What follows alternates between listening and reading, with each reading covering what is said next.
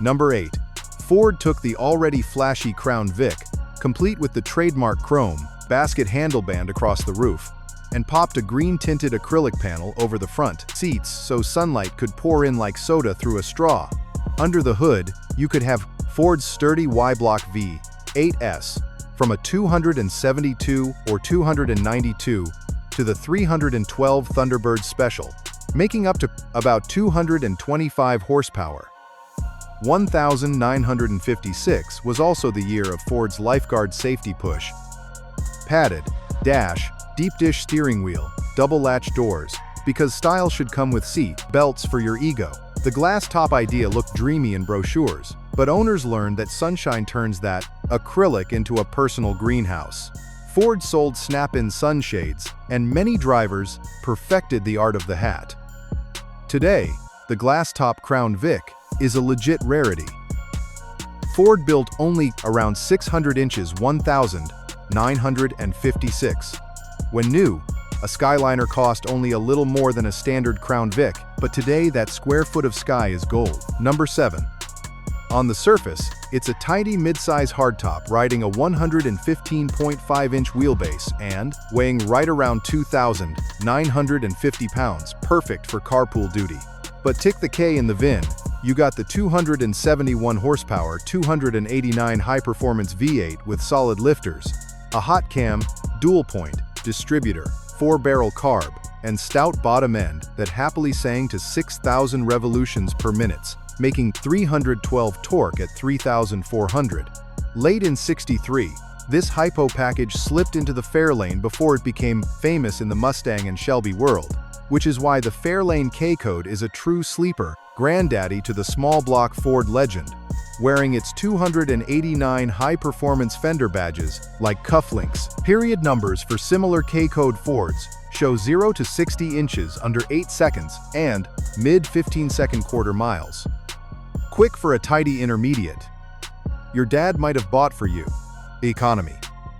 Ford built 28,268 Fairlane 500 Sport Coupes for $63.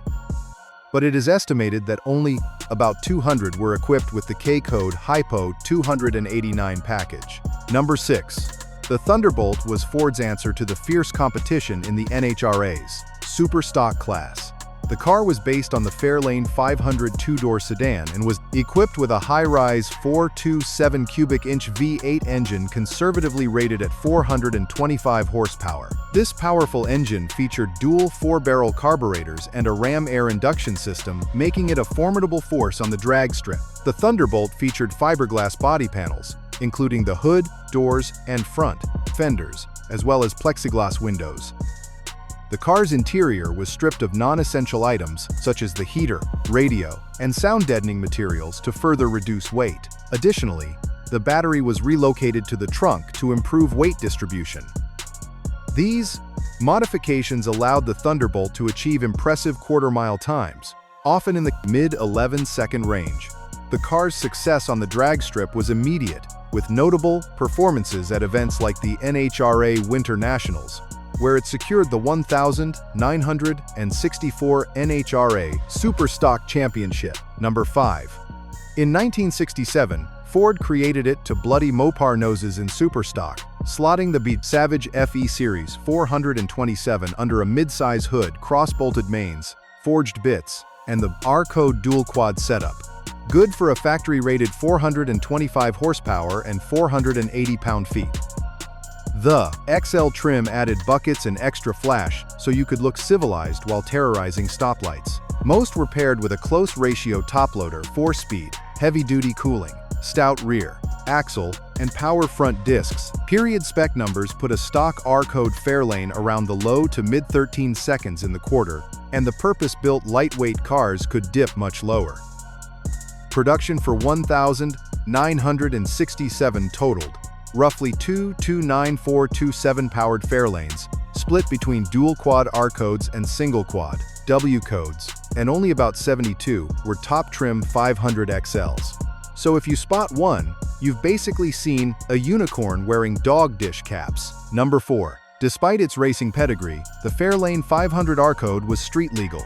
It was powered by a formidable 427 V8 engine, officially rated at 425 horsepower and 480 pound-feet of torque. This engine featured a medium riser intake manifold and dual Holley carburetors paired with a top-loader 4-speed manual transmission.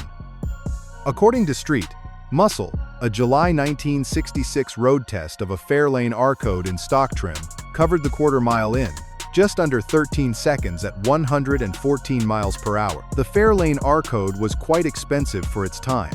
The package cost the same as the standard Fairlane, making the R-Code a hefty $4,152 in 1966. As a result, Ford only managed to sell 57 of these models that year. Number 3. Born mid-season after Ford's Cobra Jet made a splash at the NHRA Winter Nationals, the Fairlane 500 hardtop got the new R-Code 428 as a low-profile alternative to the flashier fastback. Under that plain hood lived the torque monster itself, a 428 cubic inch FE with about 10 6-to-1 compression, a 735 CFM Holley 4-barrel, and the famously conservative 335 horsepower factory rating that everyone winked at. Real output hovered near 400 horses with 445 pound-feet of shove. Most of these sleepers were C6 automatics, including a presidential blue example documented as one of just 22 Fairlane 500s built in '68 with the Cobra Jet C6 combo. Ford even noted the square-shouldered formal roof weighed a hair less than the fastback, about 14 pounds. Ford greenlit the CJ after those early drag wins.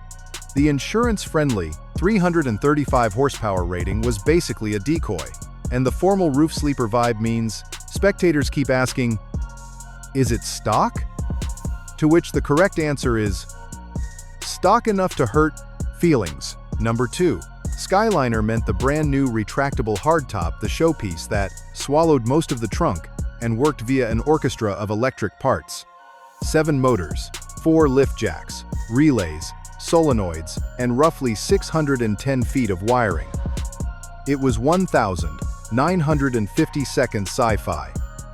You could park at the diner. Now add the F code. Ford's Paxton McCulloch VR57 blown 312 Y-block with a pressure-sealed Holley 4-barrel, factory rated at a very polite 300 horsepower. The Skyliner rode the full-size 118-inch wheelbase and stretched about 210.8 inches, bumper to bumper. The roof hardware alone added close to 500 pounds, so Ford beefed up wheels and hardware to cope with the extra glamour weight. NASCAR outlawed superchargers in April 1957, and the industry's AMA No Racing Pact followed in June, so Ford shelved the blown option almost as quickly as it appeared. Respected sources put total F-code Skyliners at fewer than 20, while sports car market has cited just 13. The roof mechanism was largely electric and surprisingly reliable, and with that big top stowed, luggage space moved from a weekend getaway to bring a toothbrush. Number 1. On the surface, it's a tidy midsizer with thin pillars and clean lines. Underneath, the W code meant the race-bred 427 FE side oiler, medium riser heads, and a single 4-barrel rated at a conservative 410 horsepower. Essentially the same iron that made Mopar guys twitch, just with 1 carb instead of 2.